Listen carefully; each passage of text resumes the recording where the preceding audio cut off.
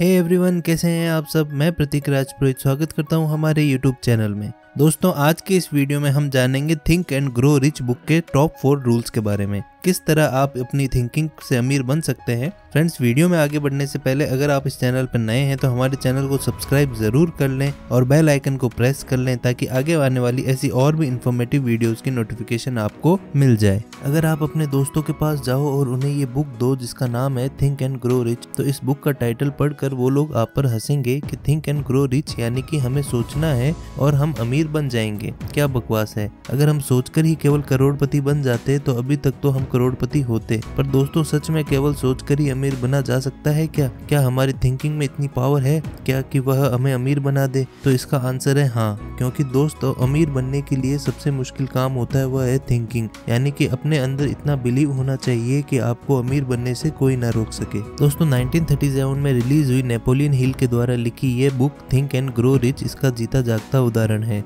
इस बुक के बारे में ये कहा जाता है कि इस किताब ने जितने लोगों को मिलियनियर बिलियनियर बनाया है शायद ही किसी किताब ने बनाया होगा। इस बुक का मेन पॉइंट ये है कि अगर आप अपनी सोच बदल दो तो आप लाइफ में जो कुछ चाहे अचीव कर सकते हैं, बस आपको आपका नजरिया बदलना होगा। अब दोस्तों, हमारी सोच हमें कैसे अमीर बनाएगी इसके लिए एक एग्जाम्पल को देखते हैं। एक बार एक रोहन नाम का लड़का था, उसने अच्छे कॉलेज में डिग्री कंप्लीट करी बट उसे कोई जॉब नहीं मिल रही थी। फिर जैसे तैसे उसे एक जूते बनाने वाली कंपनी में जॉब मिलती है। जूते बनाने वाली कंपनी उसकी पोस्टिंग एक गांव में कर देते हैं, तो रोहन उस गांव में जाता है और वो जैसे ही बस से उतरता है तो अपने चारों ओर देखकर शॉक हो जाता है। वो देखता है यहाँ सब जगह जितने भी लोग हैं उन्हें जूते ही नहीं पहन रखे हैं। तो वो उस वक्त अपने बॉस को फोन लगाता है और बोलता है, सर इस गाँव में जूते नहीं बेच सकता हूँ क्योंकि इस गाँव में कोई जूते पहनता ही नहीं है। मैं कैसे जूते सेल करूंगा, मुझे प्लीज कहीं और पोस्टिंग दे दो। तो उसका बॉस उसे वापस बुला लेता है। फिर कुछ दिन बाद उसी गांव में एक दूसरा इंसान राजेश की पोस्टिंग होती है और राजेश जैसे ही बस से उतरता है अपने चारों ओर देखता है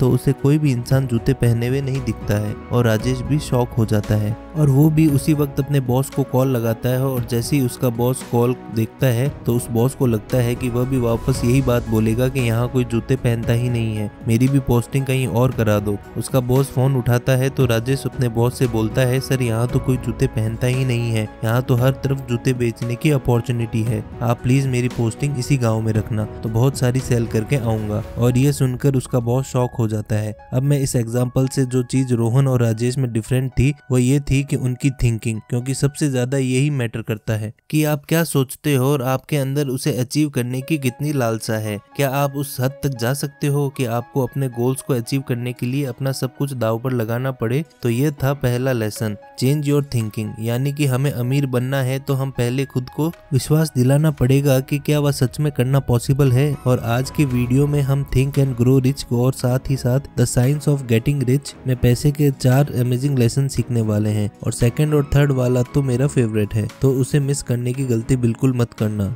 और दोस्तों, आई थिंक पैसे के ऊपर लिखी गई बुक्स में ये दोनों किताबें सबसे ज्यादा पावरफुल है, क्योंकि उसके बाद जो भी बुक्स लिखी गई थी वो कहीं ना कहीं इन बुक से इंस्पायर है। और मैं इसलिए इस टाइम टू टाइम इनकी बुक समरी सुनता रहता हूँ, क्योंकि हर बार जब आप इन बुक्स को सुनोगे तो आपको कुछ नया सीखने को मिलेगा। और मुझे नहीं लगता इनसे बेस्ट बुक पैसों के ऊपर कोई भी आई होगी। अब आता है हमारा सेकंड पॉइंट, टाइम प्रोटेक्शन। दोस्तों, मान लो कि आप एक दिन सुबह उठते हो और आप अपना मोबाइल फोन उठाते हो। आप अपने मोबाइल पे एक मैसेज स्क्रीन पे देखते हो कि जिसे देखकर आपकी आंखें फटी की फटी रह जाती है। आप देखते हो कि आपके बैंक अकाउंट में 86,400 रुपए क्रेडिट हो गए हैं और आप अपनी लाइफ में स्ट्रगल कर रहे थे, आपके पास फूटी कौड़ी नहीं थी और अचानक से इतना पैसा एक साथ आ जाना आपको विश्वास ही नहीं होता। आप खुशी के मारे अपने दोस्त को फोन करते हो और उसे बताते हो कि भाई तेरा भाई तो आज अमीर हो गया है, अब पैसे की कोई चिंता ही नहीं, पार्टी करेंगे, मौज करेंगे। और वापस से अपना फोन उठाते हो और उसी मैसेज में को आप दोबारा देखते हो और इस बार आप ध्यान से देखते हो तो आपको नीचे एक मैसेज दिखाई देता है जिसमें लिखा था कि आप ये सारा पैसा आज रात तक खर्च करना है, अदरवाइज ये सारा पैसा आपके बैंक अकाउंट से निकल जाएगा। आप थोड़े हैरान हो और परेशान हो जाते हो कि क्या किया जाए, पैसा कहाँ खर्च किया जाए। और आप सोचते हो कि नए कपड़े ले लेता हूँ या फिर नए जूते ले लेता हूँ। फिर आपको याद आता है मार्केट में एक नया स्मार्टफोन भी आया है, उसे ले लेता हूँ, पुराना वाला वैसे भी खराब हो गया है। और फिर आपको लगता है नया लैपटॉप ले लेता हूँ, मूवी मूवी देखने के लिए, क्योंकि मेरे पास तो लैपटॉप है ही नहीं, दूसरों से मांगना पड़ता है। तो आप पूरे दिन उसी कंफ्यूजन में रहते हो कि देखते देखते रात हो जाती है और आप 1 रुपया भी खर्च नहीं कर पाते हो और रात को वो सारा पैसा गायब हो जाता है। अब आप बहुत दुखी होते हो कि आपने अपने पैसों को यूटिलाइज नहीं किया और इसमें बहुत पछतावा होता है। अब दोस्तों ये एक फंक्शनल स्टोरी थी। अगर किसी के साथ भी ऐसा होता है तो हर किसी को बुरा लगेगा और उसे बहुत दिनों तक नींद भी नहीं आए।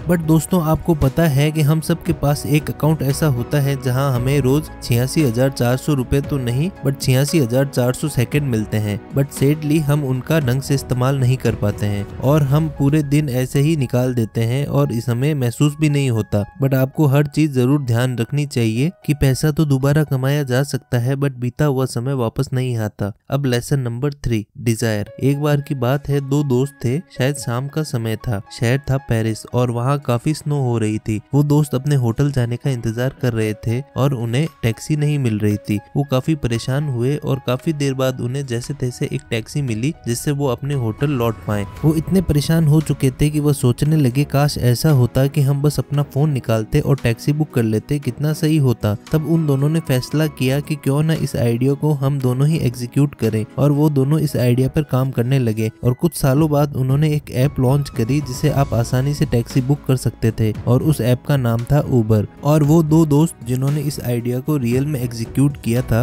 वो थे ट्रेविस और गैरेट। तो दोस्तों उबर आज की डेट में दुनिया की one of the richest company में से एक है। उबर दुनिया की 72 कंट्रीज में 10,000 से ज्यादा सिटीज में बिजनेस ऑपरेट कर रही है। $55 बिलियन वाली ये कंपनी इतनी सक्सेसफुल इसलिए हो पाई क्योंकि इसके अंदर बर्निंग डिजायर थी और वो कर दिखाया जो आज से पहले किसी ने सोचा तक नहीं था। ज्यादातर लोग टैक्सी का बिजनेस करते थे और मोस्टली लोग उन टैक्सी का यूज भी करते थे और ज्यादा कम्पिटिटिव माइंडसेट होने की वजह से सभी लोगों ने टैक्सी बिजनेस को शुरू किया, पर कभी भी ये नहीं सोचा कि टैक्सी ना मिलने की वजह से कोई इंसान को कितनी दिक्कत हो सकती है। और उबर लॉन्च होने के बाद न केवल लोगों को टाइम पर टैक्सी मिलना शुरू हुई बल्कि साथ ही साथ ड्राइवर्स को भी कस्टमर बड़े आसानी से मिलने लगे और उनकी भी कमाई अच्छी खासी होने लगी। तो दोस्तों अगर हमें किसी काम को करना है और हमें अपने आइडिया को एग्जीक्यूट करना होगा, उसके लिए पॉजिटिव होना होगा और उसके लिए हमारे अंदर उस काम को करने की बर्निंग डिजायर होनी चाहिए। दोस्तों अब आता है lesson number 4, now what you want. दोस्तों आपको अपनी लाइफ से क्या चाहिए, इसके लिए आपके पास क्लियर मेंटल इमेज होनी चाहिए, क्योंकि आप ऐसे ही किसी आइडिया को रियल वर्ल्ड में एग्जीक्यूट नहीं कर पाओगे जिसको आपको खुद ठीक से समझना हो। पर बिल्कुल इसी तरह अगर आप अपने किसी फ्रेंड को SMS सेंड करना है तो आप यहाँ रैंडम वर्ड्स नहीं भेज दोगे बल्कि एक क्लियर सेट ऑफ सेंटेंस भेजोगे जो आप चाहते हो। इसलिए आपके पास किसी भी काम को करने के लिए एक गोल होना चाहिए, फिर उस गोल को अचीव करने के लिए क्लियर स्ट्रेटेजी होनी चाहिए और इस स्ट्रेटेजी पर फोकस होना चाहिए। आपको एक ऐसा इंसान नहीं बनना जिसका गोल हो सिर्फ रिच बनना या प्राइवेट जेट एक्वायर करना और उसके लिए कोई स्ट्रेटेजी पर फोकस नहीं रखना, बल्कि आपको वॉरेन बफेट जैसा बनना है। जी हाँ, आप जानते हैं वॉरेन बफेट ने अपनी यंग एज में एक गोल बनाया था, आखिरकार 30 की एज में आते आते बिलियनियर जरूर बनूंगा। और उसके साथ ही उन्होंने अपने दोस्तों से वादा किया था अगर मैं ऐसा नहीं कर पाया तो यहाँ की सबसे बड़ी बिल्डिंग से जंप कर दूंगा, और अपने गोल को पूरा करने के लिए स्ट्रेटेजी थी। सो अगर आप जानते हो आपको क्या करना है तो आप एक न एक दिन उसे जरूर हासिल कर लोगे। तो दोस्तों आई होप आपको ये वीडियो पसंद आया होगा और इन दोनों बुक से आपको जरूर कुछ ना कुछ सीखने को मिला होगा। तो अगर आपको ये वीडियो पसंद आई हो तो उसे लाइक करें, अपने फ्रेंड्स के साथ शेयर करें और हमारे चैनल को सब्सक्राइब जरूर करें। मिलते हैं नेक्स्ट वीडियो में, तब तक के लिए हैप्पी इन्वेस्टिंग। जय हिंद, जय भारत।